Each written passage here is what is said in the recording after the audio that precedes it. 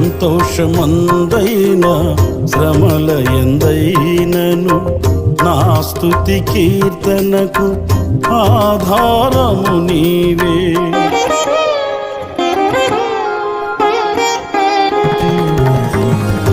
సంతోషమందైనా శ్రమల ఎందైనను నా స్తుతి కీర్తనకు ఆధారము నీవే.